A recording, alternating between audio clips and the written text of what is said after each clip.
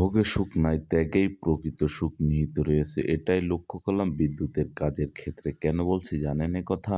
বিদ্যুতের সুফলকে কাজে লাগিয়ে শিল্প, শিক্ষা, চিকিৎসা সহ অন্যান্য সকল ক্ষেত্রে বৈপ্লবিক পরিবর্তন এসেছে। সময়ের সাথে সাথে আধুনিকতার ছোঁয়া লাগে নাই শুধু বিদ্যুতের কাজের সময়, কারণ সম্ভাবনায় পুরাতন সেই অ্যানালগ সিস্টেমে গ্রাহককে বিদ্যুতিক সেবা প্রদান করতে হয়, কারণ বাংলাদেশের বিভিন্ন প্রত্যন্ত অঞ্চলে বিদ্যুৎ সরবরাহ করে পল্লী বিদ্যুৎ। অনেক জায়গায় খাল, বিল, নদী, নালা সহ অনেক প্রতিকূল পরিবেশে বিদ্যুৎ সরবরাহ করতে হয় পল্লী বিদ্যুতের কার্যক্রম। তাছাড়া বিদ্যুতের সুফল পেতে হলে বিদ্যুৎ চালু রেখেই কাজ করতে হয়, কিন্তু এসব কাজ বিদ্যুৎ চালু রেখে ক্রমেই করা সম্ভব নয়। তাই তো আধুনিকতার ছোঁয়া লাগে নাই পল্লী বিদ্যুতের কার্যক্রমে।